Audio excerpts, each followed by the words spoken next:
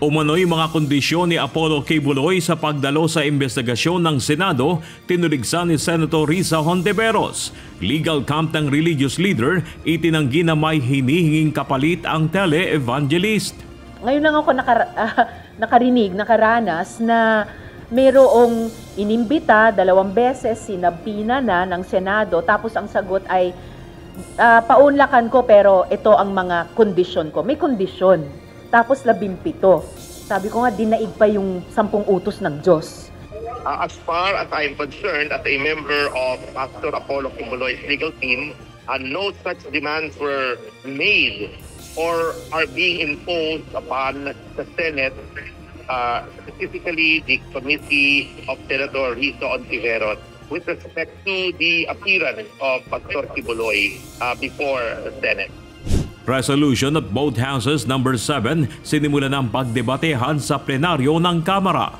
We are here and we have changed today by being mere legislators to being constituents.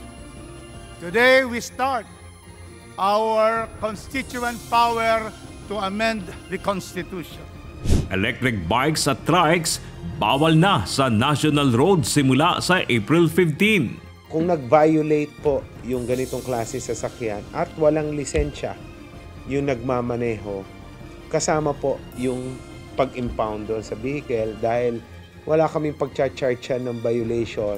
Your decision to ban e-trikes and e-bikes on national roads will ultimately attract more people to use more motor vehicles and will bring more traffic, pollution, and climate change.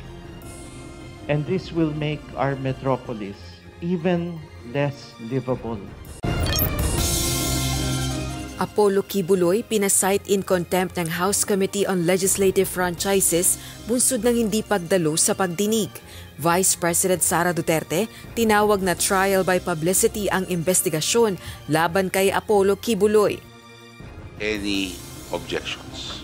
The chair hearing no objections on a unanimous vote, the Honorable Pastor Kibuloy is cited for contempt.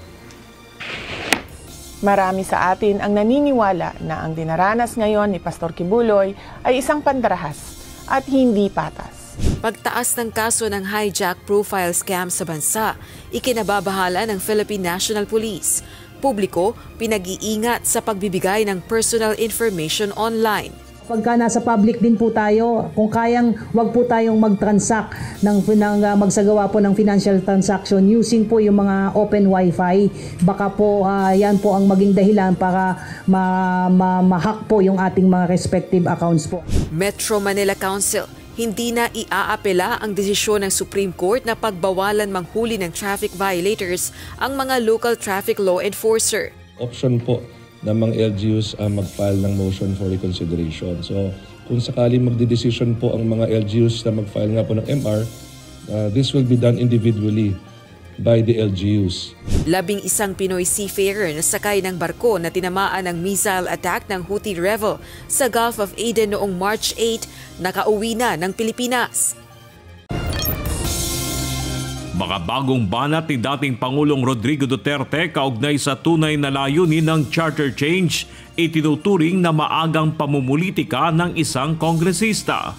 Kung may galawin man ang konstitusyon, isa lang. Pahabain lang talaga ni Marcos kung anong ginawa ng tatay niya, gagawin. What he did was a political ripple that has grave economic impact on our country, because as a international banker, that ripple that he created may burn the house down. Pogo Hub sa Tarlac sinalakay ng otoridad dahil sa kaso ng human trafficking at illegal detention. Mahigit 800 Pinoy at foreign workers nasagip. Started with a rescue operation. May humingi ng tulong sa amin, yung Vietnam Embassy. And then, nung ma-rescue namin, kinuna namin siya ng statement, and then lumabas na galing siya sa Pogo. And biktima siya ng torture, ng physical injuries, pananakit. Racket na ginawa ng isang Japanese company, sumabog ilang segundo matapos itong ilunsad. Resort sa gitna ng Chocolate Hills sa Bohol. Ininspeksyon na ng mga tauhan ng Department of Environment and Natural Resources. Operasyon ng nasabing resort pansamantalang ipinatigil ng DENR. Senado magsasagawa ng investigasyon. Officially, 2019 po ito. Officially, nakakuha po kami ng our new application started January for the LGU business permit.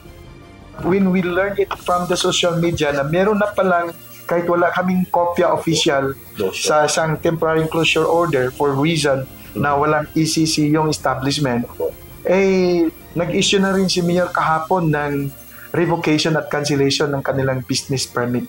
Binigyan sila ng permit. Nagtataka, sino nagbigay ng permit at bakit binigyan ng permit? Yun ang question. We just want to understand how it came about para makita natin what's wrong, di ba?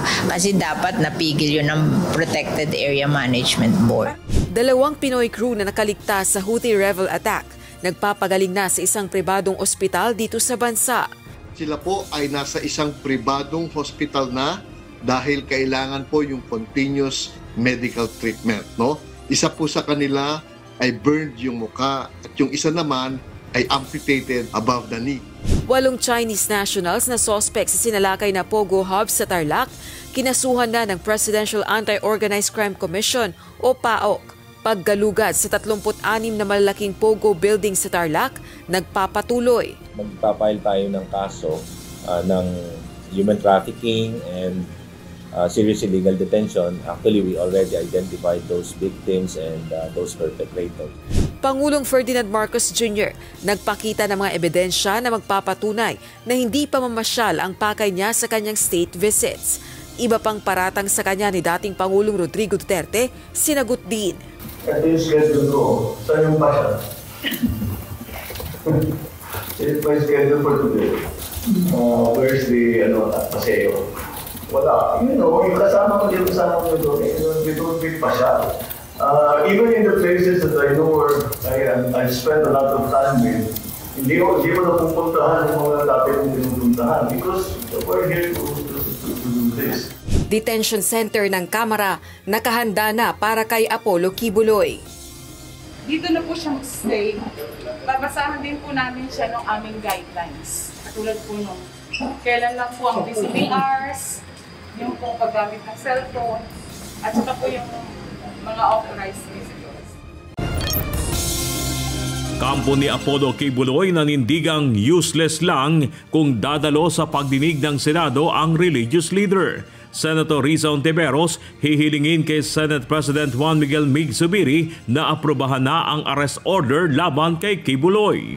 We still believe po na yung resolution itself is incriminatory and therefore useless po, no, para kay Pastor Kibuloy na siya ay pupunta sa Senado without sacrificing his fundamental Bill of Rights.